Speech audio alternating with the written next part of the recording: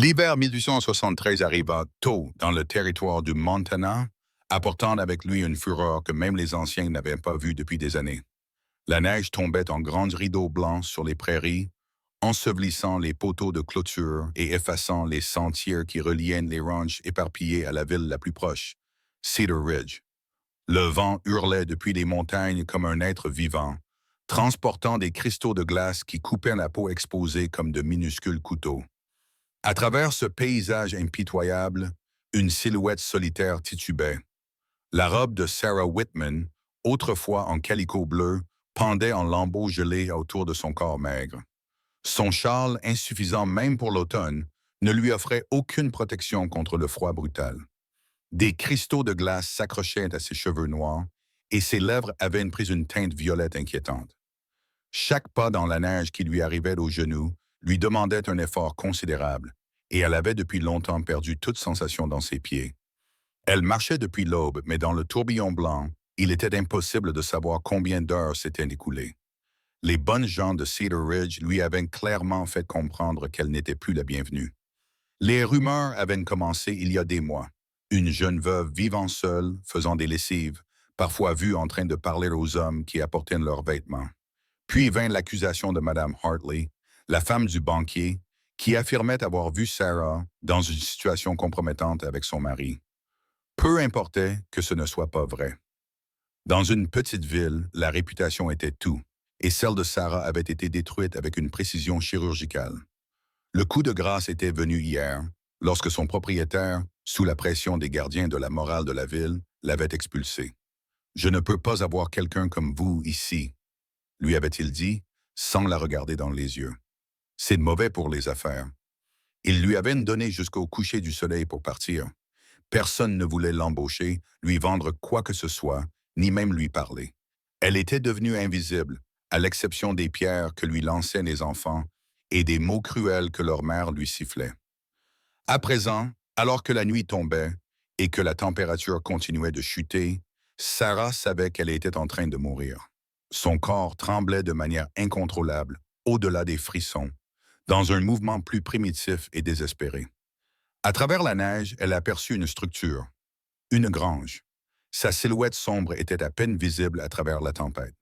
Avec le peu de force qui lui restait, elle tituba vers elle. La grange appartenait au ranch Morrison, mais Sarah l'ignorait. Elle poussa la porte de ses mains engourdies et faillit fondre en larmes lorsqu'elle s'ouvrit. La chaleur relative à l'intérieur lui donna l'impression d'entrer en été, même si la température était encore bien en dessous de zéro. Les chevaux s'agitaient dans leur stall, de la vapeur s'élevait de leur corps, et l'odeur du foin et du fumier était extrêmement bienvenue après le froid stérile de l'extérieur. Sarah s'effondra contre le mur, ramassant le foin éparpillé autour d'elle avec ses mains qui ne fonctionnaient plus correctement. Ses pensées devenaient confuses, fragmentées. Elle pensait à son défunt mari, mort 2 ans plus tôt d'une pneumonie. Elle pensait à la vie qu'elle avait imaginée autrefois. Des enfants, une petite maison, des dîners le dimanche, tout cela avait disparu, dispersé comme de la neige dans le vent. Le froid s'infiltrait plus profondément sous sa peau, dans ses os, dans son âme même. Elle ne sentait plus son corps, ce qui était presque une bénédiction. Ses yeux se fermèrent.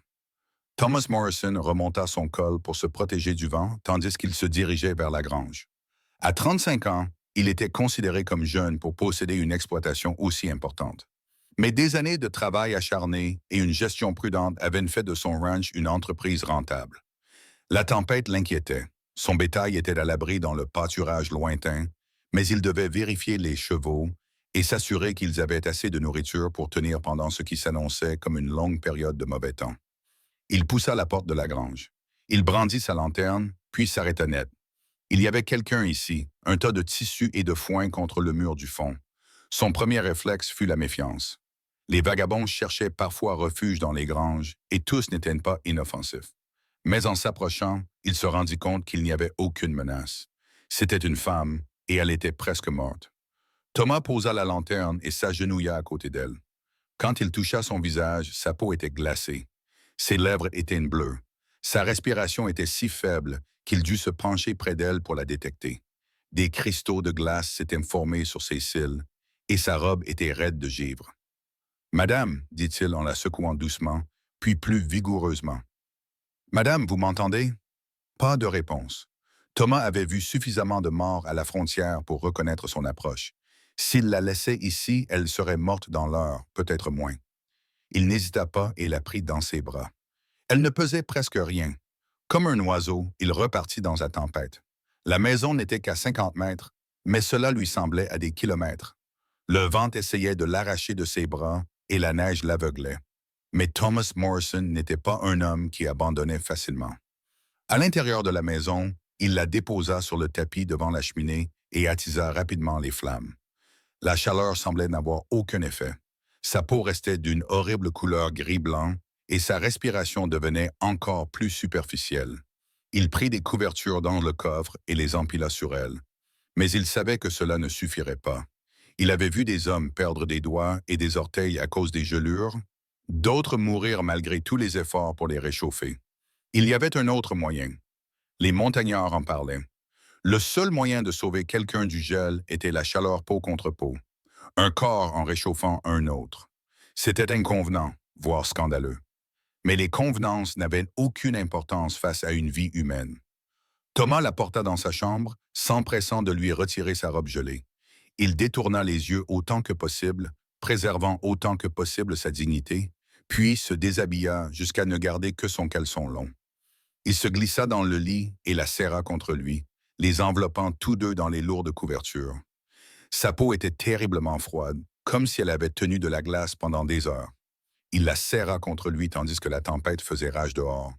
Lentement, incroyablement lentement, la chaleur de son corps commença à se transmettre au sien. Sa respiration s'approfondit. Le terrible bleu disparut de ses lèvres. Elle se mit à frissonner, un bon signe, son corps ripostait. L'aube approchait lorsqu'elle remua. Un petit son s'échappa de sa gorge. Thomas avait somnolé par intermittence, craignant de s'endormir profondément de peur qu'elle ne s'éteigne pendant qu'il ne la surveillait pas. Il la sentit maintenant se crisper alors qu'elle reprenait conscience. « Doucement, dit-il doucement. Vous êtes en sécurité. Vous avez failli mourir de froid près de la grange.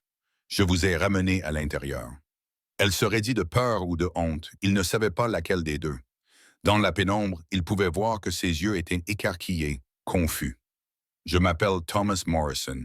C'est mon ranch. Tu mourrais de froid. C'était le seul moyen de te réchauffer suffisamment pour te sauver la vie. » La compréhension se refléta dans ses yeux, rapidement suivie de larmes. Il ne savait pas si c'était du soulagement, de la gêne ou autre chose, mais elle était en vie, et c'était tout ce qui comptait. Dehors, la tempête continuait de s'abattre sur le territoire du Montana. Mais à l'intérieur de la petite maison du ranch, deux inconnus partageaient leur chaleur pour lutter contre le froid. Ignorant que ce moment de survie désespéré allait changer leur vie à jamais, Sarah Whitman se réveilla dans une chaleur inconnue, bercée par le crépitement du bois dans la cheminée. Pendant un instant, elle ne se souvint pas où elle était, ni comment elle était arrivée là. Puis, ses souvenirs la submergeaient comme une vague. La tempête, la grange, le froid terrible qui semblait avoir gelé son âme même. Et puis plus rien. Elle était dans un vrai lit avec un matelas convenable et de lourdes couettes. La pièce était simple mais propre, avec des meubles en bois brut et une seule fenêtre qui ne montrait rien d'autre qu'un tourbillon blanc. Sa robe était suspendue à une chaise près de la cheminée, sèche mais très déchirée. Quelqu'un l'avait habillée d'une chemise d'homme qui lui tombait jusqu'aux genoux.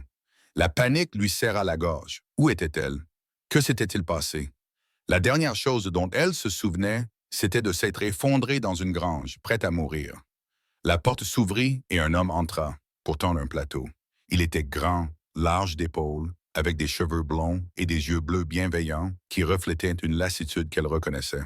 Les gens regardaient ainsi les animaux sauvages, des créatures qui pouvaient s'enfuir ou mordre si elles étaient effrayées. « Vous êtes réveillés, dit-il simplement, en posant le plateau sur la table de chevet.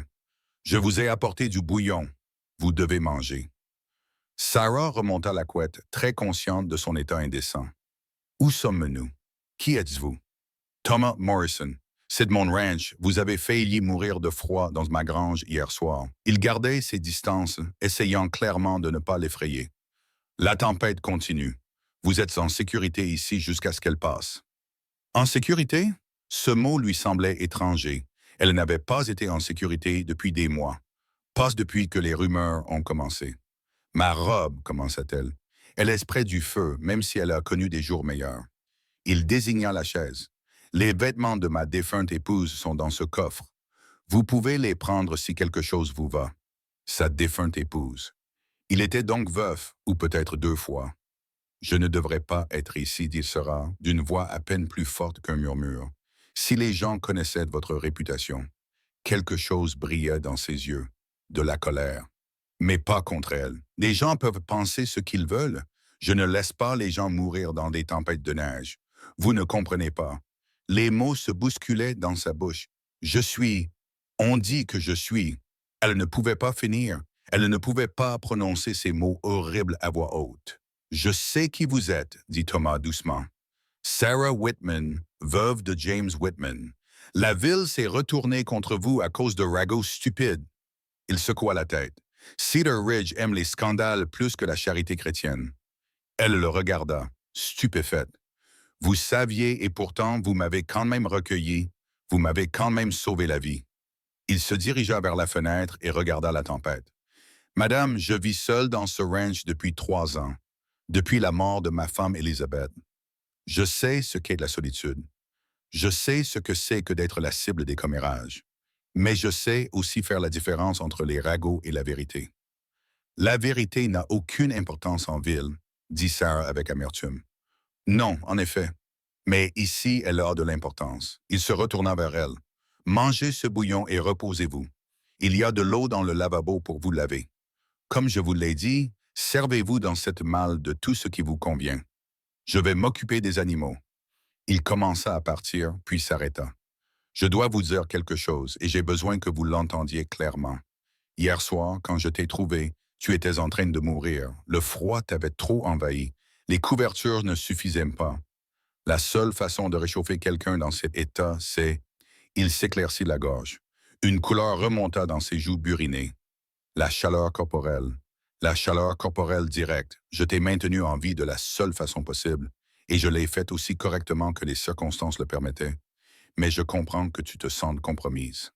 Sarah sentit son visage brûler de honte, mais aussi d'autres choses. Cet homme lui avait sauvé la vie, l'avait tenu dans ses bras toute la nuit, non pas par désir inapproprié, mais par simple décence humaine dans un monde qui ne lui avait montré que de la cruauté. Il avait fait preuve de gentillesse. « Merci », murmura-t-elle. Il acquiesça d'un signe de tête et partit, refermant doucement la porte derrière lui. Sarah mangea lentement le bouillon, sentant ses forces revenir dans ses membres. Par la fenêtre, elle pouvait le voir se frayer un chemin à travers la neige vers la grange, silhouette solitaire contre la furie blanche de la tempête. Lorsqu'elle se sentit assez forte, elle se leva et ouvrit le coffre. Les vêtements sentaient légèrement la lavande et la tristesse. Elizabeth Morrison était plus petite que Sarah, mais pas de beaucoup. Elle trouva une simple robe marron et des sous-vêtements et s'habilla rapidement dans la pièce froide. La maison n'était plus grande qu'elle ne l'avait imaginé. Une pièce principale avec une cuisine et un salon, 2 chambres et un petit bureau rempli de livres. Tout témoignait d'une vie interrompue. Le tablier d'une femme était toujours accroché à un crochet. Une broderie à moitié terminée se trouvait dans un panier près d'une chaise. Sarah attisa le feu et explora la cuisine. Le moins qu'elle puisse faire était de préparer un repas. Elle trouva du porc salé, des haricots et de la farine pour faire des biscuits. Simple, modeste, mais copieux. Pendant qu'elle travaillait, elle ressentit une paix étrange, comme elle n'en avait pas connue depuis des mois. Elle était indésirable, intouchable, dans cette maison ensevelie sous la neige. Elle était simplement une femme qui préparait un repas. Thomas revint à midi, secouant la neige de ses bottes. Il s'arrêta net en la voyant habillée et travaillant dans la cuisine. « Tu devrais te reposer, dit-il. Je me suis suffisamment reposé et je n'accepte pas la charité sans donner quelque chose en retour. » Elle posa une assiette devant lui. « Assiette pour moi c'est dimanche, dit-il, mais ils mangèrent en silence. Un silence qui n'était pas tout à fait confortable, mais qui n'était pas hostile non plus. La tempête hurlait autour de la maison comme un être vivant, les enfermant dans cette étrange bulle de domesticité. « Combien de temps cela va-t-il durer ?» demanda Sarah. « La tempête? 2 ou 3 jours peut-être. La plus longue que j'ai vue a duré 1 semaine. dit-il en lui jetant un coup d'œil. Vous êtes à la bienvenue ici jusqu'à ce qu'il soit possible de voyager en toute sécurité.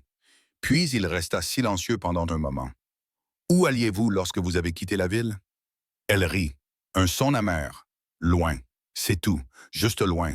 Pas de famille. Nulle part où aller. La famille de mon mari est dans l'Ohio. Ils m'ont clairement fait comprendre qu'ils ne voulaient plus avoir affaire à moi après la mort de James. Les miens sont partis. Elle se leva et commença à débarrasser les assiettes. Je pensais pouvoir trouver du travail dans une autre ville, quelque part où personne ne me connaissait. Les ragots vont vite dans cette région, dit Thomas doucement. Les histoires ont tendance à se répandre, alors j'irai plus loin. En Californie peut-être, ou dans l'Oregon, seul en hiver. Il secoua la tête. C'est une condamnation à mort différente du gel, mais tout aussi définitive. Quel choix ai-je? Les mots sortirent plus vifs que prévu. Je ne peux pas retourner à Cedar Ridge. Aucune personne décente ne m'accueillera sous son toit. Tu es sous mon toit. Non, elle s'arrêta, troublée. Pas décente. Un petit sourire se dessina sur ses lèvres, le premier qu'elle voyait. La plupart des gens de la ville seraient d'accord avec toi. Un homme qui vit seul, renfermé, qui ne vient en ville que pour s'approvisionner. Il chuchote aussi à mon sujet. Madame Whitman, appelez-moi simplement Sarah. Sarah, alors, et moi je m'appelle Thomas. Il se leva pour ajouter du bois dans le feu. Ce que je veux dire, c'est que je sais ce que c'est que d'être en dehors de leur précieux cercle. C'est peut-être pour ça que je me fiche de ce qu'ils pensent. Elle le regarda travailler, remarquant la compétence de ses gestes, sa force tranquille. Il était plus jeune qu'elle ne l'avait d'abord pensé, peut-être seulement quelques années de plus que ses 26 ans. Le chagrin l'avait vieilli. Elle en reconnaissait les signes. Votre femme, dit-elle prudemment. Depuis combien de temps? 3 ans au printemps. La fièvre l'a emportée. Le médecin n'a pas pu venir à cause des inondations. Je suis resté à ses côtés pendant 4 jours, la regardant s'éteindre. Sa voix était calme, mais elle y entendait la douleur. Je l'ai enterrée sur la colline derrière la maison, là où elle aimait regarder le coucher du soleil. Je suis désolé, dit-il en haussant les épaules. Nous portons tous nos chagrins. La question est de savoir ce que nous en faisons. Cette nuit-là, la tempête s'intensifia. La maison tremblait sous les assauts du vent. Thomas insista pour que Sarah prenne la chambre à coucher tandis qu'il s'installait près du feu.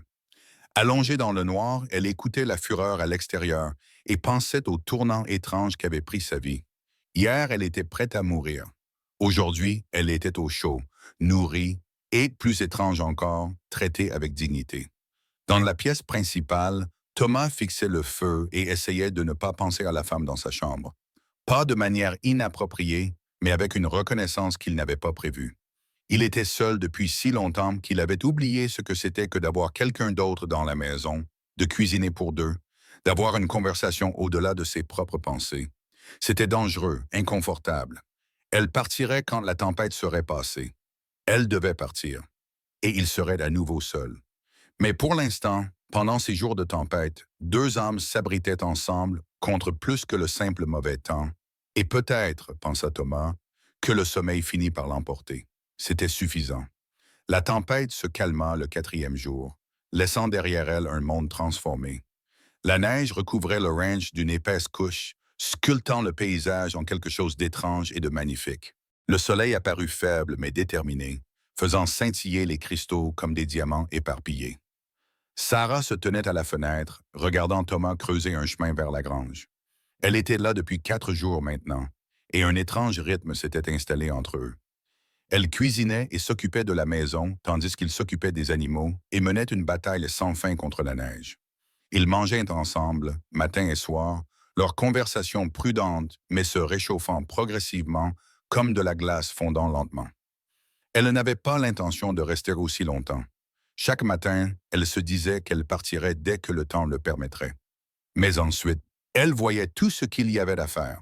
Des vêtements à raccommoder, du pain à cuire, une maison qui n'avait pas connu le toucher d'une femme depuis 3 ans, et Thomas ne la pressait jamais de partir.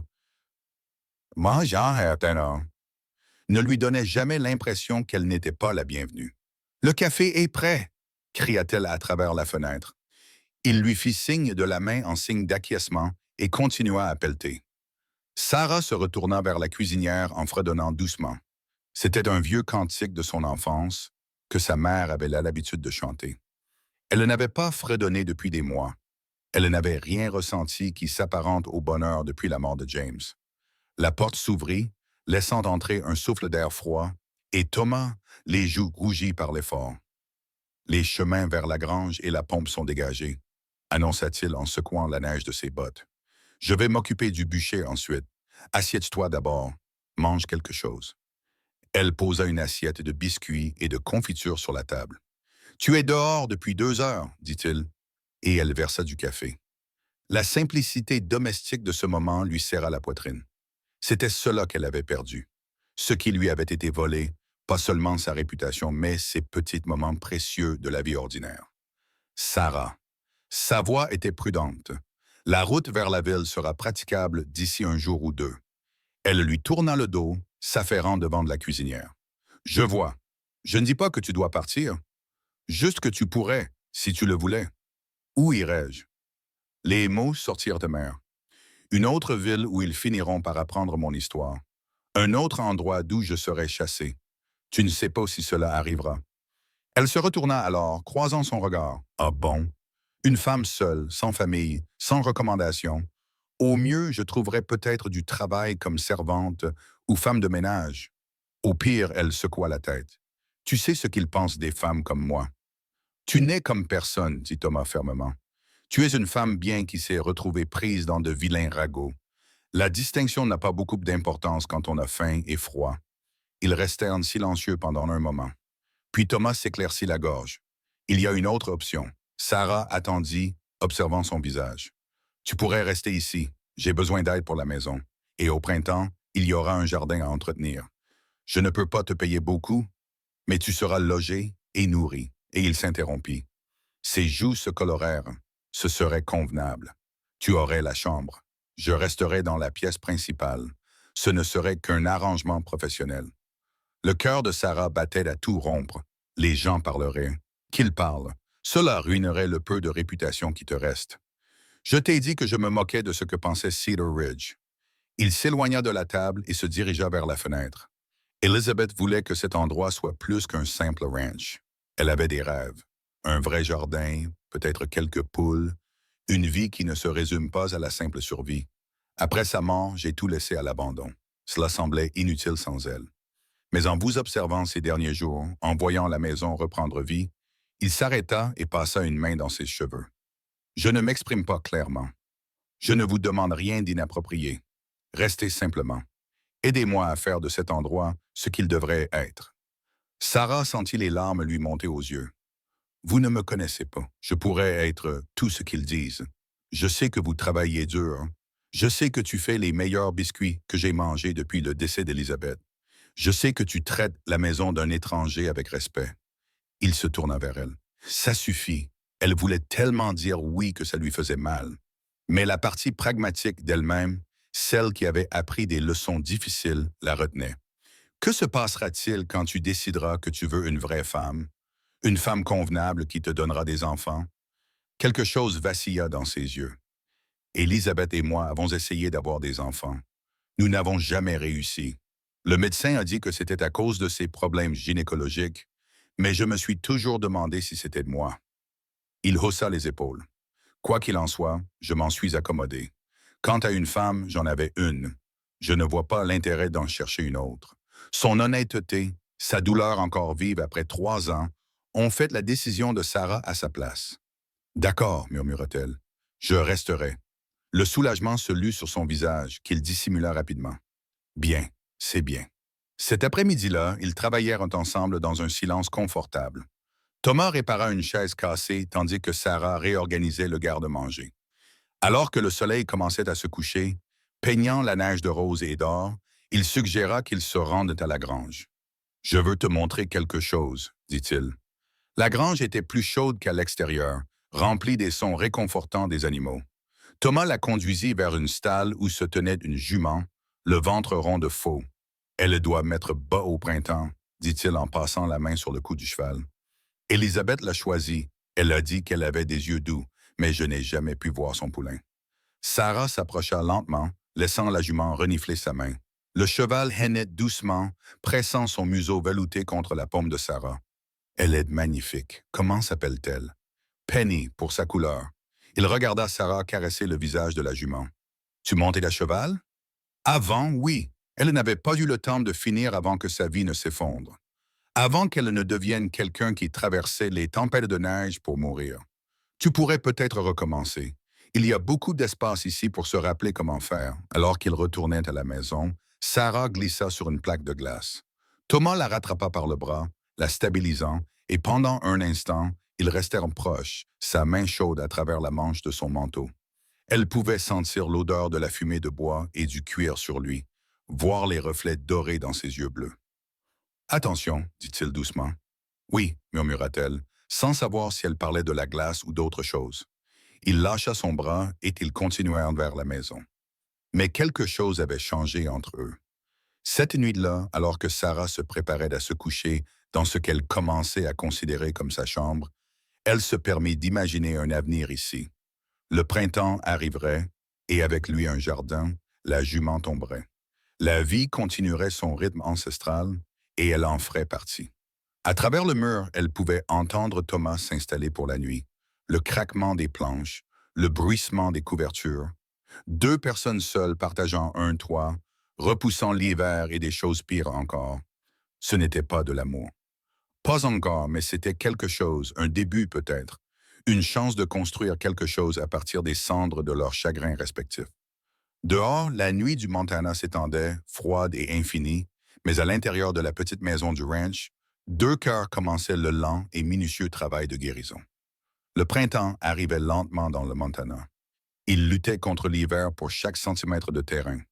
À la fin du mois de mars, des parcelles de terre brune commençaient à apparaître à travers la neige, et le bruit de l'eau qui coulait pouvait être entendu alors que la glace fondait dans les ruisseaux. Sarah était au Ranch Morrison depuis 3 mois maintenant, et cet arrangement temporaire s'était transformé en quelque chose qui semblait dangereusement permanent. Elle se tenait à l'entrée de la grange, regardant Thomas travailler avec un jeune veau. Sa patience avec l'animal était infinie. Ses mouvements lents et délibérés, alors qu'il lui apprenait à accepter un licou. Le soleil printanier illuminait les mèches claires de ses cheveux, et Sarah se surprit à observer le mouvement de ses épaules, la douceur avec laquelle ses mains guidaient l'animal nerveux. Doucement, murmura Thomas au poulain. Il n'y a rien à craindre ici. Ces mots serrèrent le cœur de Sarah. Au fil des mois, il lui avait montré la même patience, la même acceptation tranquille. Jamais insistant, jamais exigeant, offrant simplement une présence constante dans un havre de paix. « Tu veux essayer ?» demanda Thomas, remarquant qu'elle l'observait. Sarah hésita puis entra dans le corral. Le poulain s'éloigna en dansant, mais Thomas lui attrapa la main. Quand le contact physique était-il devenu si naturel entre eux? Il la posa sur la corde. « Reste ici, dit-il en se plaçant derrière elle pour guider ses mouvements. Laisse-le venir à toi, ne le poursuis pas. Sa présence derrière elle était chaleureuse, solide. Sarah pouvait sentir son souffle agiter ses cheveux, sentir le savon qu'il avait utilisé ce matin-là. Le poulain, sentant sa distraction, s'approcha, curieux. « Voilà, dit Thomas doucement. Tu vois, il sait que tu ne lui veux aucun mal. » Le poulain frotta son museau contre sa main tendue et Sarah rit. Un vrai rire, franc et inattendu. Thomas recula rapidement, comme s'il venait de prendre conscience de leur proximité. « Vous avez un don, » dit-il d'une voix plus rauque que d'habitude. Cet après-midi-là, ils travaillèrent côte à côte pour préparer le potager. La terre était encore froide, était un moment. Mais Thomas dit qu'il était temps de commencer s'il voulait avoir des légumes à l'été. Sarah avait trouvé des graines en ville lors de leur ravitaillement mensuel. Une affaire tendue où elle avait enduré des regards et des chuchotements pendant que Thomas menait ses affaires, la mâchoire serrée par une colère contenue. « Des carottes ici, dit-elle en dessinant une rose dans la terre. Des haricots le long de la clôture où ils peuvent grimper. Des pommes de terre dans la partie arrière. « Tu y as bien réfléchi, observa Thomas en s'appuyant sur sa bêche. Élisabeth a laissé de bonnes notes, admit Sarah, en brandissant le journal qu'elle avait trouvé dans la cuisine. Ses plans pour le jardin, ses recettes, ses remèdes. J'espère que ça ne te dérange pas. Me déranger? L'expression de Thomas s'adoucit. Elle aurait adoré savoir que quelqu'un les utilisait. Elle notait toujours tout. Elle disait qu'elle voulait laisser quelque chose d'utile derrière elle. Ils travaillèrent jusqu'au coucher du soleil, Et cette honnête journée de labeur les laissa agréablement fatigués. Alors qu'ils rentrèrent à la maison, Sarah trébucha sur un chemin caché. Thomas la rattrapa, comme il l'avait fait cette nuit-là sur la glace. Mais cette fois, aucun des deux ne se retira immédiatement. Sarah, commença-t-il, puis il s'arrêta, le conflit évident dans ses yeux. Je sais, dit-elle doucement. Nous ne pouvons pas. Ce ne serait pas convenable, rit-il. Mais il n'y avait aucune trace d'humour dans sa voix. Quand la bienséance nous a-t-elle déjà été utile? Alors qu'est-ce qui nous en empêche? Il lâcha ses bras et recula. Tu travailles pour moi. Tu es sous ma protection. Je ne suis pas le genre d'homme à profiter de la situation. Et si je te disais que ce n'est pas le cas, que c'est aussi mon choix? En es-tu sûr? Ou est-ce que la gratitude qui parle? Ou pire, le sentiment que tu me dois quelque chose? Il secoua la tête. Non, Sarah, tu mérites mieux que des questions et des doutes. Elle voulait discuter, lui dire que ce qu'elle ressentait allait bien au-delà de la gratitude. Mais peut-être avait-il raison. Peut-être ne connaissait-elle plus son propre cœur. Elle ne pouvait plus lui faire confiance après tout ce qui s'était passé. Cette nuit-là, elle resta éveillée, repensant à la sensation de ses mains sur ses bras, à la façon dont ses yeux s'étaient assombris lorsqu'il l'avait regardée. À travers le mur, elle l'entendait bouger sans cesse et se demanda s'il avait les mêmes pensées qu'elle. Le lendemain matin apporta un nouveau défi. Thomas avait promis d'aider un éleveur voisin à marquer son bétail, ce qui signifiait qu'il devait apprendre à Sarah à manier un fusil, au cas où il y aurait des problèmes pendant son absence. Ce n'est pas que je m'attende à quoi que ce soit, expliqua-t-il en lui montrant comment charger le Winchester. Mais les loups descendent parfois des montagnes et il y a toujours le risque de voir apparaître des vagabonds. Sarah souleva le fusil, surprise par son poids. James ne m'a jamais appris. Il disait que ce n'était pas convenable pour une femme. Ce n'est pas convenable non plus d'être sans défense, rétorqua Thomas. Tiens-le comme ça. Il ajusta sa position. Ses mains étaient professionnelles, mais prudentes. Sarah essaya de se concentrer sur ses instructions plutôt que sur la chaleur de son toucher. Expire lentement. Appuie. Ne tire pas, et le fusil crépita. La boîte de conserve que Thomas avait posée sur un poteau de clôture s'envola. Sarah eut le souffle coupé, puis rit de joie. Je l'ai touché. Oui. Thomas sourit fièrement. Tu as un talent naturel, comme avec les chevaux. Essaie encore. Ils passèrent 1 heure à s'entraîner jusqu'à ce que Sarah touche plus souvent qu'elle ne rate. Alors que Thomas s'apprêtait à partir, il semblait réticent. Je reviendrai avant la tombée de la nuit, dit-il. Verrouille la porte. Garde le fusil à portée de main, mais ne cherche pas les ennuis. Tout ira bien, Thomas. Je m'occupe d'une maison depuis des années. Je sais. C'est juste que... Il attrapa son chapeau, frustré par sa propre inquiétude. Sois prudente. Après son départ, Sarah vaqua à ses occupations quotidiennes, mais la maison semblait vide sans lui. Elle se surprit à écouter ses pas, à guetter son retour par la fenêtre. Quand cet homme était-il devenu si indispensable à son quotidien? Le milieu de l'après-midi apporta une épreuve inattendue. Un cavalier approchait, un inconnu, dont les vêtements indiquaient qu'il était un vagabond. Sarah saisit le fusil, le cœur battant, et sortit sur le porche. « C'est assez près » cria-t-elle alors qu'il était encore à 20 mètres. L'homme s'arrêta, la regardant avec surprise et quelque chose d'autre qui lui donna la chair de poule. « Eh bien, je ne m'attendais pas à trouver une jolie dame toute seule ici. »« Je ne suis pas seule, » dit Sarah fermement, en gardant le fusil bien en main. « Mon mari va revenir d'un instant à l'autre. »« Votre mari? » Le sourire du vagabond était entendu. « J'ai entendu dire en ville qu'une femme de mauvaise vie séjournait chez les Morrison. Je n'ai rien entendu au sujet d'un mariage. » Les joues de Sarah s'empourprèrent, mais elle garda un ton calme. « Ce que vous avez entendu et la vérité sont deux choses différentes. Maintenant, circulez. Je suis peut-être fatigué. J'aurais peut-être besoin d'un peu d'hospitalité. » Il se déplaça sur sa selle et Sarah vit sa main se diriger vers son arme. Elle tira, la balle soulevant de la terre à quelques centimètres des sabots de son cheval. L'animal se cabra et le vagabond lutta pour le contrôler. « La prochaine ne manquera pas, » dit Sarah en actionnant le levier pour charger une autre balle, fière que sa main reste ferme. « Va-t'en, » dit l'homme en la fixant longuement, puis il fit faire demi-tour à son cheval. « Ce n'est pas fini, femme. Un homme a droit à l'hospitalité dans ce pays. »« Pas au bout d'un fusil, » répondit Sarah. Elle resta sous le porche jusqu'à ce qu'il soit hors de vue, puis elle rentra en titubant, les jambes tremblantes. Lorsque Thomas revint au coucher du soleil, il la trouva assise à table, le fusil sur les genoux. Que s'est-il passé? Il se précipita vers elle pour vérifier qu'elle n'était pas blessée. Sarah lui raconta tout, observant son visage s'assombrir à chaque mot. Lorsqu'elle eut terminé, il la prit dans ses bras sans réfléchir et la serra contre lui. « J'aurais dû être là », murmura-t-il dans ses cheveux. « J'aurais dû savoir qu'il ne fallait pas te laisser seule. »« Je m'en suis occupé, » dit Sarah, la voix étouffée contre sa chemise. « Tu m'as bien appris. Tu aurais pu être blessé s'il avait été plus rapide. S'il y en avait eu plus d'un, » ses bras se resserrèrent. « Je ne peux pas te perdre toi aussi, Sarah. Je ne peux pas. » Les mots restèrent suspendus entre eux, lourds d'aveu. Sarah s'écarta suffisamment pour voir son visage, vit la peur et quelque chose de plus profond dans ses yeux. « Thomas, » murmura-t-elle. Il prit son visage entre ses mains calleuses, ses pouces effleurant ses pommettes.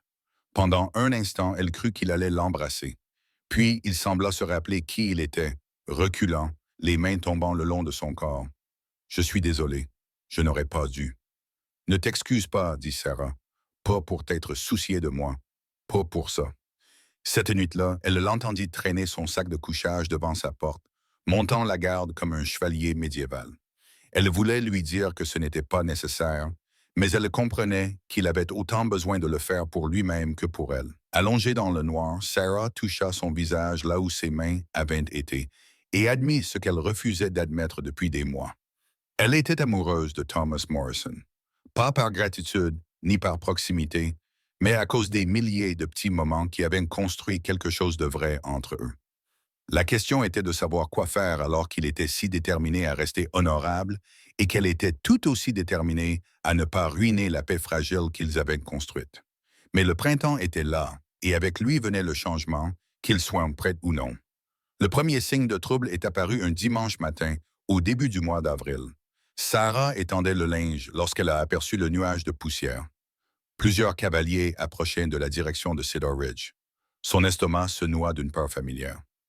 Depuis son arrivée au ranch, ils avaient reçu peu de visiteurs. Ceux qui venaient cherchaient généralement Thomas pour affaires, et leurs interactions étaient brèves et froides. Mais cette fois-ci, c'était différent. Même de loin, elle pouvait sentir l'hostilité dans leur façon de chevaucher rapidement et avec détermination, comme des hommes en mission. « Thomas » appela-t-elle, essayant de garder une voix calme. Il était dans la grange en train de réparer un harnais. « Nous avons de la visite, » dit-il en sortant, jetant un coup d'œil au cavalier qui approchait, et son visage se durcit. « Rentre, Thomas, rentre !» Sarah avait appris à reconnaître quand il ne se laissait pas contredire. Sarah rassembla son linge et se retira dans la maison, mais se posta près de la fenêtre, d'où elle pouvait observer. 6 hommes arrivèrent au galop dans la cour. Elle en reconnut plusieurs. Harold Garrett, qui tenait le magasin général, Carl Hensley de la banque et William, le fils aîné du juge Porter. Les autres étaient des ouvriers des ranchs voisins, des hommes qui suivaient partout où soufflait le vent de la justice. « Morrison » appela Garrett sans descendre de cheval. « Nous avons besoin de te parler. » Thomas se tenait devant le porche, détendu, mais prêt. Sarah l'avait déjà vu ainsi lorsque les loups s'étaient trop approchés du bétail, calme en apparence, mais prêt à frapper si nécessaire. « Alors, dis ce que tu as à dire. »« C'est à propos de la femme, » dit William Porter, son jeune visage déformé par le genre de certitude morale qui vient du fait de n'avoir jamais connu de véritables difficultés. « Toute la ville en parle. Ce n'est pas convenable. La garder ici. Depuis quand donner du travail à quelqu'un n'est-il pas convenable? »« Du travail ?» Carl Hensley rit. Un rire méprisant et entendu. « C'est comme ça que vous appelez ça? Tout le monde sait quel genre de femme elle est, Morrison.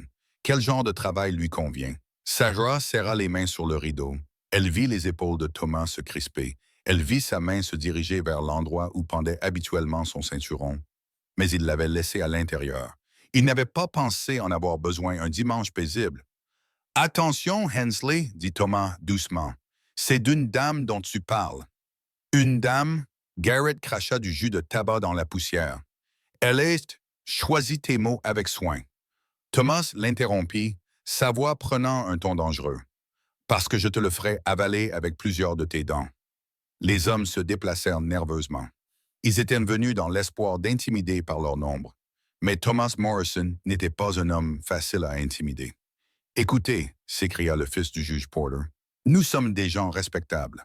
Nous avons des femmes et des filles à qui penser, et cette femme se pavane ici. Madame Whitman travaille pour moi, dit Thomas fermement. Elle s'occupe de la maison, du jardin, des animaux. Tout est correct et honnête. Si votre imagination vous emmène ailleurs, c'est votre problème, pas le sien. Vous voulez nous faire croire ça? Insista Hensley. Un homme comme vous, seul depuis des années, qui accueille soudainement une jeune femme. Nous ne sommes pas nés de la dernière pluie, Morrison. Non, vous êtes nés mesquins et méchants, rétorqua Thomas. Et vous mourrez de la même manière. Maintenant, sortez de ma propriété. Sinon quoi? William Porter était descendu de cheval, enhardi par le nombre. Vous allez tous vous battre pour elle? Si je le dois. Les mots étaient calmes, neutres et d'une certaine manière, d'autant plus menaçants. Mais Porter continuait d'avancer, le visage rouge de colère vertueuse et d'autres choses. L'excitation d'un tyran qui sentait le sang. Peut-être devrions-nous demander à la dame elle-même, dit-il en se tournant vers la maison. Voyons ce qu'elle a à dire à propos de... Il ne termina pas sa phrase. Le poing de Thomas l'atteignit en plein dans la mâchoire, l'envoyant valdinguer dans la boue. Les autres hommes se précipitèrent en avant, et soudain, la cour fut le théâtre d'une explosion de violence. Sarah regarda avec horreur Thomas se battre contre 6 hommes. Il était fort et habile, mais ils étaient trop nombreux. Elle le vit recevoir un coup dans les côtes, puis un autre au visage, et tomber à genoux lorsque Garrett lui donna un coup de pied dans le dos. Sans réfléchir, elle attrapa le fusil et se précipita sur le porche, tirant d'un air. Le coup de feu figea tout le monde. Le prochain tirera sur quelqu'un, annonça-t-elle en rechargeant une autre cartouche. Maintenant, éloignez-vous de lui. Regardez ça, ricana Hensley tout en reculant. La protectrice? N'est-ce que pas mignon? C'est fini, dit Sarah en gardant le fusil pointé sur eux. Vous avez fait passer le message. Maintenant, partez. Ce n'est pas fini, avertit Garrett en aidant Porter à se relever. La mâchoire du jeune homme était déjà enflée, son regard meurtrier. Vous ne pouvez pas rester ici éternellement, et Morrison ne peut pas vous protéger tout le temps. Je n'ai pas besoin de protection, répondit Sarah. Comme vous pouvez le constater. Ils montèrent à cheval et lancèrent des regards sombres derrière eux en s'éloignant. William Porter cria « Vous avez une semaine pour la renvoyer. Morrison, après ça, nous reviendrons et nous ne discuterons pas. » Sarah baissa le fusil et se précipita vers Thomas. Il avait la lèvre fendue, un œil déjà enflé et fermé, et il se tenait les côtes tandis qu'il luttait pour se relever. « Laissez-moi vous aider, dit-elle en passant sous son bras pour le soutenir. « Je vais bien. Tu n'es pas bien. Tu saignes et tu as probablement des caudialités. » Elle l'aida à rentrer, la rage et la peur se disputant dans sa poitrine. « C'est ma faute. Je devrais partir ce soir avant. » Non, il lui attrapa la main, grimaçant sous l'effet du mouvement. « Tu ne vas pas fuir à cause de ces salauds. Thomas, ils vont brûler le ranch. Ils vont te tuer. » Des larmes coulaient sur ses joues. « Je ne vaux pas ça. Tu vaux ça pour moi. » Les mots restèrent suspendus entre eux, crus et honnêtes. Sarah le fixa du regard. Cet homme bon qui venait de se battre contre 6 autres pour défendre son honneur, qui était prêt à tout risquer plutôt que de céder à leur haine. « Pourquoi, murmura-t-elle, pourquoi suis-je si importante? » Il leva sa main la moins blessée et lui caressa doucement le visage. « Tu sais pourquoi? »« Dis-le, souffla-t-elle. S'il te plaît, j'ai besoin de l'entendre. »« Je t'aime, dit simplement Thomas. Je t'aime depuis des mois, probablement depuis cette première semaine où tu as essayé de me remercier de t'avoir sauvé la vie en reprisant toutes mes chaussettes. » Un léger sourire traversa son visage meurtri. « J'aime ta force, ta gentillesse, la façon dont tu fredonnes quand tu penses que je n'écoute pas. J'aime que tu n'aies pas peur du travail acharné ou des vérités difficiles. Je t'aime, Sarah Whitman, et je serai damné si je laisse ces imbéciles bornés te chasser. » Sarah pleurait à chaudes larmes. « Je t'aime aussi tellement que cela me terrifie. Mais Thomas, l'amour ne suffit pas s'il te fait tuer. » « Alors nous les affronterons ensemble, dit-il fermement. J'en ai assez de cacher ce que je ressens, assez de prétendre qu'il s'agit seulement de travail ou de convenance. Tu n'es pas ma femme de ménage, Sarah. Tu es la femme avec laquelle je veux passer ma vie. Si tu m'acceptes, ils ne nous laisseront jamais tranquilles, dit-elle, même si son cœur s'envolait. Tu les as entendus. Nous avons une semaine avant, puis nous avons une semaine pour nous préparer. Thomas l'interrompit et pour prendre certaines décisions. Il s'efforça de se redresser, saisit ses mains dans les siennes. Épouse-moi. Pas un jour. Pas quand tout cela sera terminé. Maintenant, cette semaine. Qu'ils viennent chercher ma femme et ils verront comment cela changera les choses.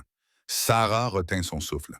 Thomas, le mariage ne les fera pas m'accepter. Cela pourrait aggraver les choses pour toi. Je me fiche de leur acceptation. Je me soucie de toi, de nous, de construire une vie ensemble, sans excuse ni honte. Il resserra son étreinte. Dis oui, Sarah. Dis que tu seras ma femme. Elle regarda son visage meurtri, y vit l'espoir et la détermination, et sentit ses dernières barrières s'effondrer. Oui, oui, je t'épouserai. Il l'attira vers lui pour l'embrasser, doucement malgré sa lèvre fendue. Et pendant un instant, le monde extérieur cessa d'avoir de l'importance. Mais la réalité s'imposa trop rapidement. Nous devons nous organiser, dit Sarah en s'écartant pour examiner ses blessures. S'ils reviennent, j'ai aussi des amis, dit Thomas. Des hommes qui me sont redevables, qui n'aiment pas plus que moi les brutes. Nous ne les affronterons pas seuls. Il lui reprit de la main. Mais d'abord, marions-nous demain si nous trouvons un pasteur disposé à le faire. Le révérend Mills ne le ferait jamais. Pas Mills, il y a un pasteur itinérant. Le père Miguel passe par les colonies mexicaines. Il a marié la fille de mon contremaître l'année dernière. Il ne s'intéresse pas beaucoup à la politique de la ville. Thomas parvint à sourire malgré la douleur. Qu'en dis-tu? Bientôt, Madame Morrison. Prête à mettre ces salauds vraiment en colère? Sarah l'embrassa à nouveau, goûtant le sang et la promesse. Qu'ils viennent, dit-elle avec férocité. J'en ai assez de fuir, assez d'avoir honte. Nous les affronterons ensemble. Dehors, le soleil montait dans le ciel, indifférent aux luttes humaines. Mais à l'intérieur de la petite maison du ranch, deux personnes qui s'étaient trouvées dans les circonstances les plus improbables se préparaient à se battre pour leur droit à l'amour. Les lignes de bataille étaient tracées, et Sarah savait que les jours à venir les mettraient à l'épreuve d'une manière qu'il ne pouvait imaginer. Mais pour l'instant, elle se contentait de soigner les blessures de Thomas et d'organiser un mariage qui ébranlerait Cedar Ridge dans ses fondements étroits d'esprit. La veille de la date limite menaçante, Sarah montait la garde à la fenêtre pendant que Thomas nettoyait son fusil pour la troisième fois. Ils étaient mariés depuis 4 jours maintenant. Une cérémonie simple avec le père Miguel et 2 témoins de la colonie mexicaine qui n'avaient posé aucune question sur le passé de Sarah. La fine alliance en or à son doigt. La bague d'Élisabeth, que Thomas avait gardée dans un tiroir, reflétait la lumière de la lampe lorsqu'elle écarta le rideau. « Du nouveau ?» demanda Thomas sans lever les yeux. « Pas encore », répondit Sarah en laissant retomber le rideau. « Peut-être qu'ils ne viendront pas. Peut-être qu'ils viendront pour le mariage. » Sa voix était sombre. Les hommes comme lui ne font pas de menaces en l'air. Leur fierté ne leur permettra pas de faire marche arrière maintenant. Un coup à la porte les fit se figer tous les deux. Thomas attrapa son fusil et fit signe à Sarah de se mettre derrière lui. « Qui est là? »« C'est Sam Brooks Morrison. J'ai amené quelques amis. » Thomas fut soulagé lorsqu'il ouvrit la porte. Sam était son contremaître, un homme stable qui travaillait au ranch depuis 5 ans. Derrière lui se tenaient 6 autres hommes, des ouvriers agricoles et des petits fermiers qui vivaient en dehors du cercle social de Cedar Ridge. « J'ai entendu dire que tu avais peut-être des problèmes, » dit Sam, le visage buriné et sérieux. « J'ai pensé que tu aurais besoin de compagnie. »« Sam, je ne peux pas te demander ça. Tu ne nous as rien demandé. Nous nous sommes portés volontaires. » Juan Martinez s'avança, l'homme qui avait été témoin de leur mariage. « Le père Miguel nous a raconté ce que les hommes de la ville ont dit à propos de votre femme. »« Ce n'est pas juste. » Sarah sentit les larmes lui monter aux yeux. Ces hommes la connaissaient à peine. Pourtant, ils étaient venus se joindre à eux pour lutter contre la haine de la ville. « Merci, murmura-t-elle. Ne nous remerciez pas encore, madame. » Un autre homme dit, « La nuit ne fait que commencer. » Ils n'ont pas eu longtemps à attendre. Peu après minuit, Sarah a aperçu des torches se déplaçant dans l'obscurité. Il y avait bien plus que 6 cavaliers cette fois-ci. La foule avait grossi. « Ils arrivent !» a-t-elle crié. « Ils sont 20, peut-être plus. » Les hommes ont pris position autour de la maison et de la grange. Thomas a tenté une fois de plus d'envoyer Sarah dans la cave. mais elle a refusé. Ma place est à tes côtés, a-t-elle déclaré fermement, tout en vérifiant la charge de son fusil. La foule s'arrêta juste hors de portée des fusils, leurs torches projetant des ombres dansantes. Harold Garrett s'avança et Sarah pouvait voir l'alcool briller dans ses yeux, même à cette distance. Morrison, envoyez la femme dehors et nous partirons en paix. Thomas sortit sur le poche. Madame Morrison reste où elle est. C'est vous qui devez partir. Madame Morrison. Quelqu'un dans la foule éclata d'un rire sinistre. Vous avez vraiment épousé? La phrase fut interrompue par un coup de fusil. Sam Brooks chargea une autre cartouche. Son coup de semonce avait soulevé de la poussière au pied de celui qui avait parlé. Surveillez votre langage quand vous parlez de la femme d'un homme. Vous avez amené des renforts, observa Garrett. Ça ne suffira pas. Peut-être pas, répondit Thomas. Mais certains d'entre vous mourront en essayant. La question est, qui veut être le premier? La foule s'agita nerveusement. C'était une chose de terroriser un homme seul et une femme sans défense. La résistance armée était une toute autre affaire. Puis William Porterday se fraya un chemin jusqu'au premier rang, le visage encore meurtri par le poing de Thomas. « Je vais y aller en premier, grogna-t-il, pour ce que tu m'as fait, Morrison, et pour avoir abrité ça. Cette fois, c'est Sarah qui tira, sa balle emportant le chapeau de Porter. La prochaine sera plus basse, annonça-t-elle, sa voix portant clairement dans l'air nocturne. J'en ai assez de vos saletés. William Porter, vous et tous les autres qui vous cachez derrière la justice tout en répandant votre poison. Vous entendez ça? Cria quelqu'un dans la foule. Elle l'a menacé. C'est une tentative de meurtre. Ce sont des tirs d'avertissement à l'intention des intrus. Une nouvelle voix corrigea. Le shérif Ben Cooper traversa la foule à cheval, son insigne brillant à la lumière des torches, ce qui est légal. Rassembler une foule et menacer les gens. Ce n'est pas... Sarah eut le cœur serré. Cooper n'avait jamais été aimable avec elle, même s'il était généralement juste. Elle s'attendait à ce qu'il se range du côté de la ville. Le shérif Garrett commença. Nous essayons simplement de protéger le tissu moral de notre communauté en formant une foule prête à lyncher. La voix de Cooper était sèche. C'est ce que vous appelez la morale de nos jours. Harold, nous n'allions lyncher personne, Porter protesta. Il suffit de la chasser. C'est une femme légalement mariée qui vit sur la propriété de son mari. Cooper l'interrompit. J'ai vérifié les registres moi-même. Le père Miguel a rempli tous les papiers en bonne et due forme. Quelle que soit la personne que Mel Morrison ait pu être auparavant, c'est maintenant une femme mariée respectable. Vous n'êtes pas sérieux. Garrett bredouilla. Tout le monde sait ce qu'elle est. Je sais ce que disent les ragots, répondit Cooper. Je sais aussi que Martha Hensley a été vue sortant de votre entrepôt dans un état pitoyable mardi dernier. Harold, devrions-nous former une foule pour cela? Ou peut-être discuter de la raison pour laquelle le fils du juge Porter a été expulsé de l'établissement de Mlle Molly à Billings le mois dernier. Les hommes se sont agités, mal à l'aise. Le visage de Porter est devenu rouge, même à la lumière des torches. C'est différent, a-t-il marmonné. Vraiment, demanda Cooper. Il me semble que le péché est le péché, si c'est bien de cela dont nous discutons. Mais la dernière fois que j'ai vérifié, j'appliquais la loi, pas les ragots. Et la loi dit que ces gens ont le droit de vivre en paix. Vous prenez leur parti. Garrett n'en croyait pas ses oreilles. Je prends le parti de la loi maintenant. Dispersez-vous tous avant que je ne commence à procéder à des arrestations pour trouble à l'ordre public. La main de Cooper se posa sur son pistolet. Et si un accident arrive au Ranch Morrison après ce soir, je saurai exactement où chercher les suspects. La foule commença à se disperser, les hommes se souvenant soudainement qu'ils devaient se lever tôt le lendemain et aller travailler. Mais Garrett n'avait pas fini. « Ce n'est pas fini !» cria-t-il à Thomas. « Vous ne pouvez pas la protéger éternellement, elle et vous. » Il désigna Sarah. « Vous ne lui apporterez que la ruine. C'est ce que font les gens comme vous. » Sarah sentit Thomas se crisper à côté d'elle, mais elle posa une main sur son bras. « Monsieur Garrett, » dit-elle d'une voix forte, « je lui ai apporté le bonheur. Je lui ai apporté l'amour. J'ai redonné vie à cette maison.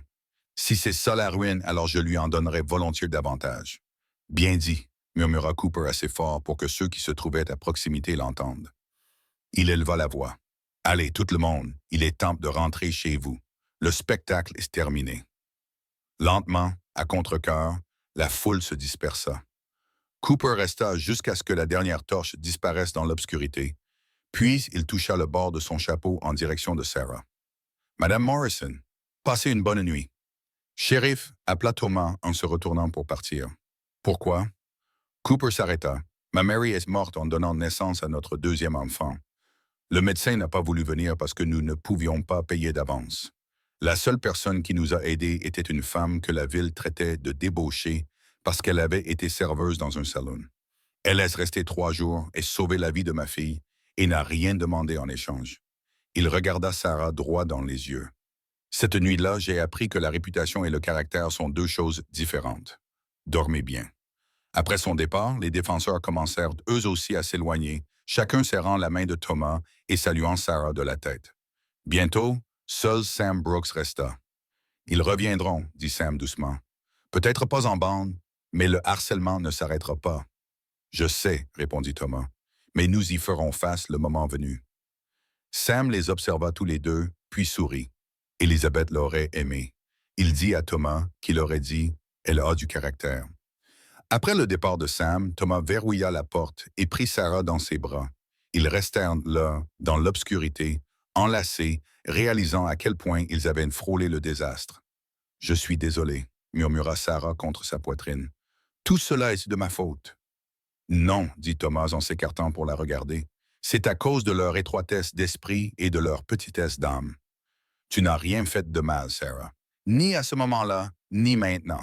Le shérif m'a surpris. Ben Cooper est un homme compliqué, mais généralement juste. Thomas toucha la bague à son doigt. Nous sommes vraiment mariés. Ils ne peuvent pas changer cela. Non, acquiesça Sarah. Ils ne le peuvent pas. Cette nuit-là, pour la première fois depuis leur mariage, ils partagèrent le même lit en tant que mari et femme. Il ne s'agissait pas de passion, même si celle-ci était présente. Il s'agissait de revendiquer leur droit d'aimer, de choisir, de construire une vie ensemble, malgré ceux qui voulaient la détruire. Dehors, la nuit du Montana s'étendait, paisible et vaste. Et si des problèmes devaient surgir à nouveau demain, la semaine prochaine ou le mois prochain, pour l'instant, ils étaient là l'un pour l'autre, et cela leur suffisait. Nouvelle tentative. Le boycott commença immédiatement. Quelques jours après la confrontation, Thomas découvrit qu'aucun commerçant de Cedar Ridge ne voulait lui vendre quoi que ce soit. Le moulin refusait de moudre son grain. La banque exigea le remboursement d'un petit prêt qui n'était pas dû avant 6 mois. Même le médecin le renvoya lorsqu'il vint lui demander de soigner la patte blessée d'un cheval. « Nous nous débrouillerons, dit Thomas d'un ton sombre, après être revenu les mains vides d'un autre voyage en ville. Je peux faire du commerce avec les colonies, conduire le bétail à Billings si nécessaire. » Sarah le regarda décharger la charrette.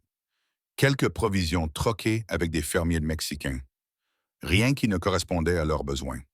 Le jardin produisait bien, mais ils ne pouvaient pas vivre uniquement de légumes. Leurs fleurs étaient presque épuisées, le café presque fini, et l'hiver allait bientôt revenir. « Cela détruit le ranch, dit-elle doucement. Non, nous nous adaptons. » Mais elle entendit la tension dans sa voix. Une semaine plus tard, leur isolement s'accentua. Les ranchs voisins cessèrent d'acheter des chevaux de Thomas et annulèrent les contrats d'élevage. Sam Brooks vint, chapeau à la main, pour dire que sa femme le poussait à trouver un autre travail. « Je suis désolé, patron, dit Sam, incapable de regarder Thomas dans les yeux. Mais j'ai 3 enfants. Je ne peux pas les laisser être rejetés à l'école à cause du travail de leur père. »« Je comprends, » répondit Thomas, même si Sarah voyait à quel point cette trahison le blessait. Après le départ de Sam, ils restèrent assis en silence. Le ranch qui employait autrefois 6 personnes ne comptait plus que 2. Le travail devenait impossible. Il fallait s'occuper du bétail, dresser les chevaux, réparer les clôtures, et personne n'était là pour les aider. « Je vais partir, dit soudain Sarah. Je vais aller en Californie comme prévu. Tu peux leur dire que je t'ai abandonné. Ils te reprendront. » « Non. » La voix de Thomas était ferme. « Nous sommes mariés, Sarah. Pour le meilleur et pour le pire. C'est le pire moment. Mais nous allons surmonter cette épreuve. Comment? Nous ne pouvons pas gérer un ranch seul. Nous ne pouvons pas acheter de provisions. Bientôt, nous ne pourrons même plus le faire. » Elle fut interrompue par le bruit des chevaux. Ils saisirent tous 2 leurs fusils, mais se détendirent lorsqu'ils reconnurent Juan Martinez qui s'approchait avec 2 autres hommes de la colonie mexicaine. « Seigneur Morrison, appela Juan, nous avons entendu dire que vous aviez besoin de main-d'œuvre. Nous avons besoin de travail. Juan, je peux à peine vous payer. Nous travaillerons en échange d'une part des bénéfices. Aidez-nous à rassembler le bétail. Prenez votre paiement et du bœuf. Juan sourit malicieusement. La ville ne fait peut-être pas de commerce avec vous, mais elle achète toujours chez nous. Nous pouvons être, comment dites-vous, des intermédiaires. C'était une bouée de sauvetage, fragile, mais réelle. Thomas leur serra la main avec gratitude tandis que Sarah préparait du café avec leurs maigres provisions. Pendant un mois, cet arrangement tint bon. Les ouvriers mexicains étaient compétents et loyaux, se moquant bien de l'opinion de Cedar Ridge. Le ranch commença à se stabiliser. Sarah apprit à faire des tortillas, à faire durer leurs provisions avec des aliments inconnus mais nourrissants. Elle pratiquait son espagnol tout en apprenant à lire l'anglais au jeune neveu de Juan. Puis vint la nuit qui changea tout. Sarah se réveilla en sentant une odeur de fumée. Thomas. Elle le secoua avec insistance. Le feu. Ils se précipitèrent en dehors et virent la grange en flammes. Les flammes léchaient déjà le toit. Les chevaux hurlaient, piégés à l'intérieur. Les seaux d'eau, cria Thomas. Mais ils savaient tous les deux que c'était sans espoir. Le feu était trop important et se propageait trop vite. Thomas courut vers la porte de la grange. « Les chevaux! Non! » Sarah l'attrapa. « Tu vas mourir! » Il la repoussa et plongea à l'intérieur. Sarah le suivit, la chaleur la frappant comme un coup physique. À travers la fumée, elle pouvait voir Thomas se battre avec les loquettes des stalles, libérant les animaux terrifiés. Une poutre s'est effondrée, projetant des étincelles. « Sors !» a crié Thomas, conduisant Penny vers la porte. La jument enceinte était folle de peur et se débattait. Sarah a attrapé une couverture, l'a jetée sur la tête d'un autre cheval et l'a laissé sortir. Ils ont fait des allers-retours. Sarah a perdu le compte du nombre de voyages, ses poumons brûlaient, sa peau était couverte de cloques à cause de la chaleur. Lors de son dernier aller-retour, elle trouva Thomas coincé sous une poutre tombée, la jambe pliée dans un angle anormal. « Va-t'en » allaita-t-il. « Sauve-toi. Pas sans toi. » Sarah prit son courage à deux mains et souleva la poutre avec une force née du désespoir. La poutre bougea juste assez pour que Thomas puisse se dégager. Ensemble, ils titubèrent vers la sortie tandis que le toit de la grange s'effondrait derrière eux. Ils s'allongèrent sur le sol, haletants.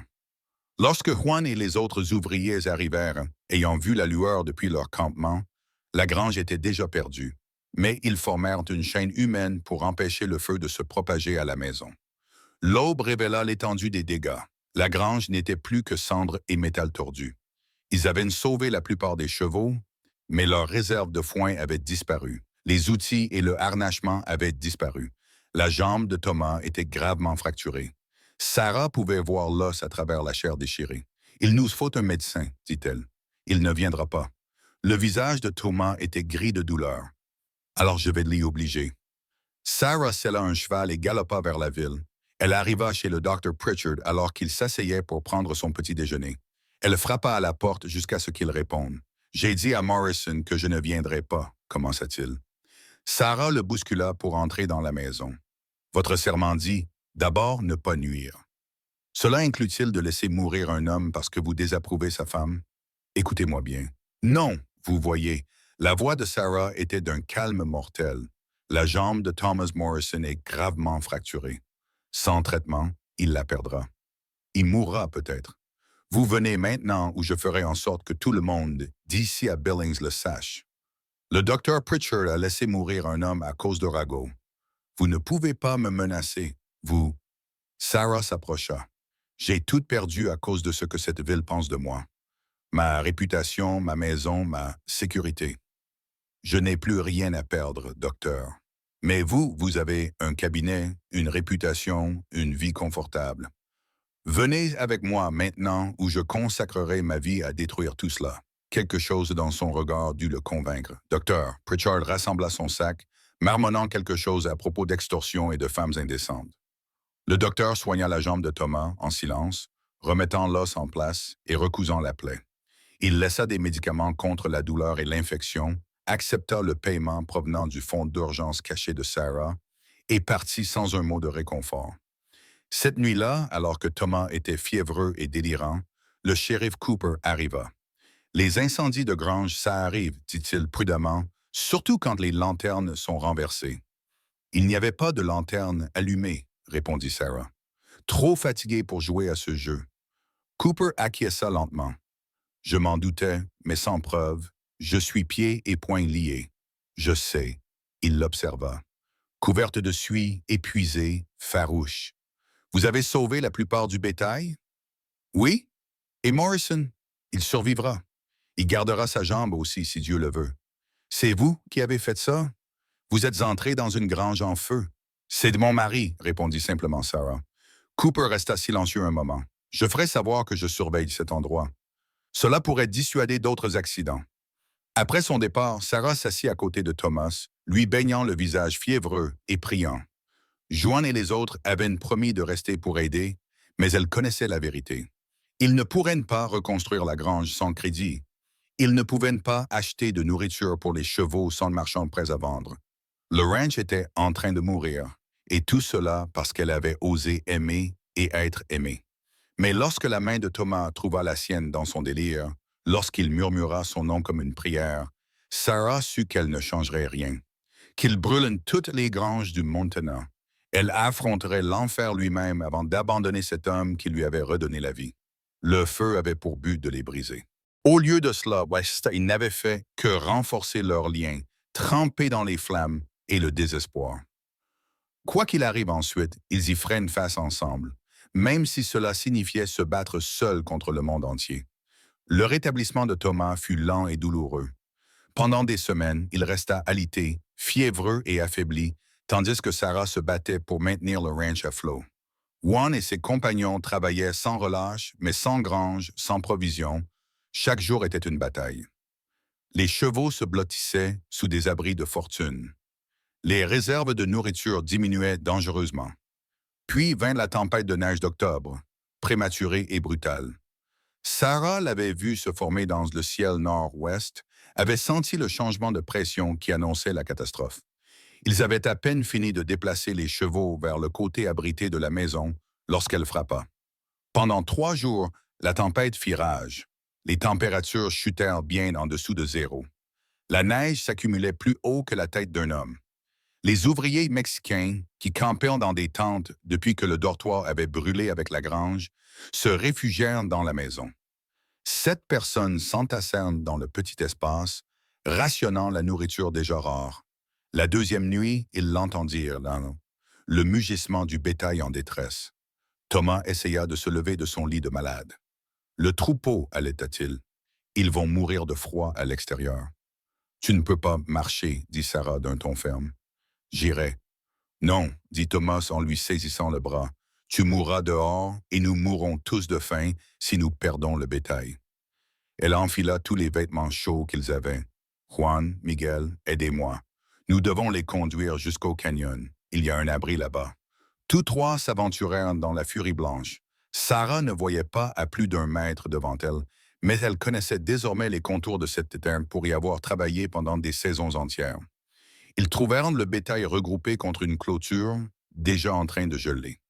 Ce qui suivit fut un cauchemar de vent, de neige et d'animaux désespérés. Ils luttèrent pour faire demi-tour avec le troupeau et le conduire vers un lieu sûr. Le visage de Sarah était engourdi, ses mains gelées par la pluie. À un moment, elle tomba de son cheval et faillit ne pas se relever, la neige si invitante, promettant le repos. Mais Juan la remit sur pied, criant des mots que le vent emportait. Ils sauvèrent la plupart du troupeau, mais en perdirent des dizaines. Quand ils finirent par regagner la maison en titubant, Sarah ne pouvait s'arrêter de trembler. Thomas la serra dans ses bras avec son seul bras valide, tandis que les autres empilaient des couvertures autour d'eux. « Femme stupide et courageuse », murmura-t-il dans ses cheveux givrés. La tempête s'est calmée pour révéler un monde transformé, mais aussi pour révéler autre chose. Des chariots approchaient de la ville. Sarah saisit le fusil, s'attendant à des ennuis, mais le baissa sous le choc. Le chariot de tête transportait du bois.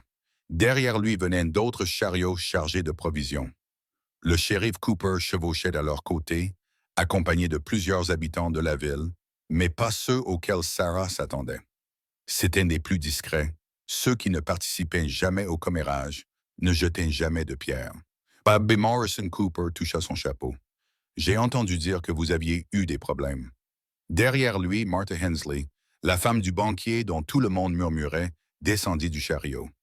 J'ai apporté des conserves et des couvertures, dit-elle, sans vraiment regarder Sarah dans les yeux. Je sais ce que c'est que d'être la cible des ragots, d'être défini par une seule erreur.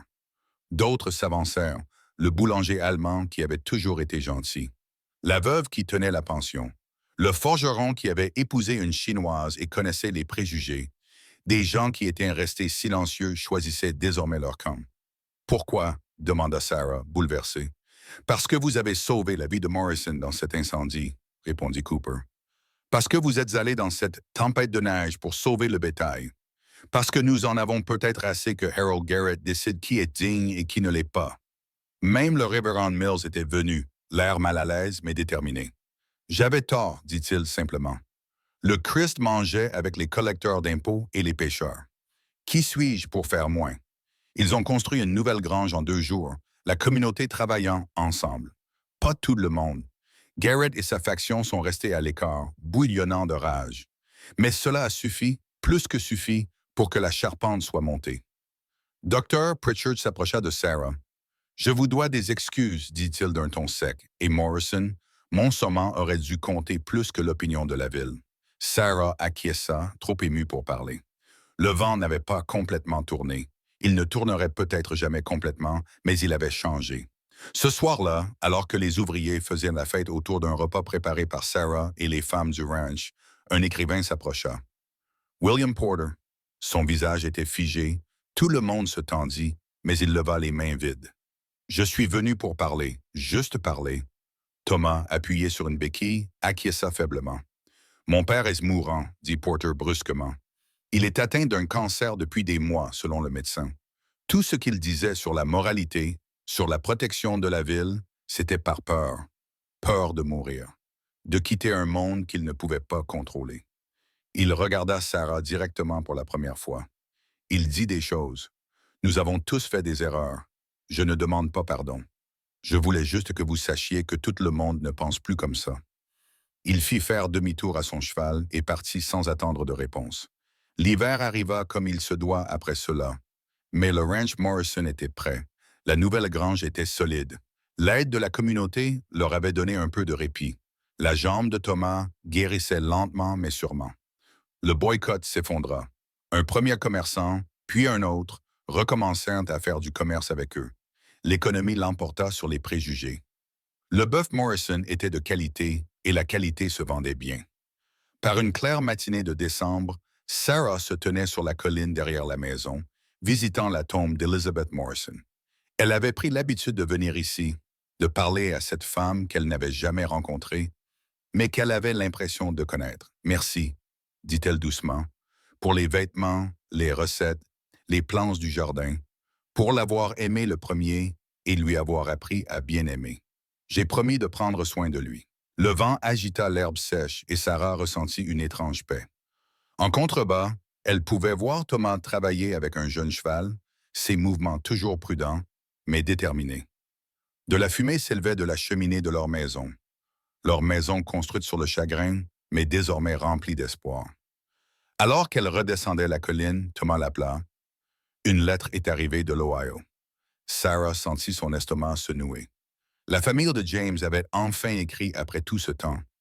Mais lorsqu'elle lut la lettre, les larmes lui montèrent aux yeux. La sœur de James exprimait ses regrets pour leur froideur.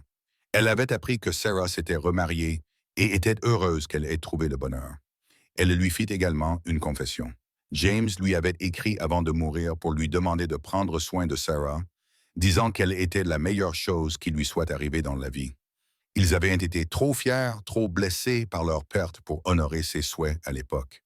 Mais si Sarah voulait correspondre pour partager ses souvenirs de James, ça te convenait? Demanda Thomas en voyant ses larmes. Oui, répondit Sarah en s'essuyant les yeux. C'était juste le passé qui faisait la paix avec le présent. Ce Noël fut le premier Noël heureux qu'ils aient connu depuis des années. La famille de Juan se joignit à eux, ainsi que plusieurs familles du ranch. La maison résonnait de rires, de multiples langues, des cris des enfants. Sarah surprit Thomas en train de la regarder avec un tel amour qu'elle en eut le souffle coupé. « Quoi » demanda-t-elle, en pensant à quel point cela était différent de l'hiver dernier. Tu as failli mourir dans ma grange et tu m'as sauvé. Elle l'embrassa doucement. De toutes les manières dont une personne peut être sauvée. Le printemps reviendrait, apportant une nouvelle vie, de nouveaux défis. Le jugement de la ville ne disparaîtrait peut-être jamais complètement. Il y aurait toujours ceux qui chuchotaient, qui détournaient le regard lorsqu'ils la croisaient. Mais Sarah avait appris que la rédemption ne venait pas de l'opinion des autres. Elle venait du choix de l'amour plutôt que de la peur, du courage plutôt que de la honte, et de la construction de quelque chose de beau à partir des cendres de ce qui avait été perdu. Alors que le soir s'installait autour d'eux, plein de chaleur et d'appartenance, Sarah savait que le chemin parcouru depuis cette nuit glaciale jusqu'à cet instant avait valu chaque étape douloureuse. Elle n'était plus la femme désespérée qui s'était réfugiée dans une grange pour mourir. Elle était Sarah Morrison, épouse, éleveuse, survivante, et elle était enfin chez elle. Le ciel du Montana s'étendait à l'infini au-dessus d'eux, plein d'étoiles et de promesses. Et dans la petite maison du ranch en dessous, deux cœurs qui s'étaient trouvés dans l'obscurité continuaient à choisir la lumière, un jour après l'autre. Merci beaucoup d'avoir écouté cette histoire d'amour du Far West. J'aimerais savoir d'où vous l'écoutez. N'hésitez pas à partager vos commentaires ci-dessous afin que nous puissions entrer en contact avec d'autres fans de romans d'amour westerns du monde entier. N'oubliez pas de vous abonner à la chaîne From Wild West pour découvrir d'autres histoires d'amour, de courage et de rédemption issues de la frontière américaine. Qu'avez-vous pensé du parcours de Sarah et Thomas? Partagez vos impressions ci-dessous.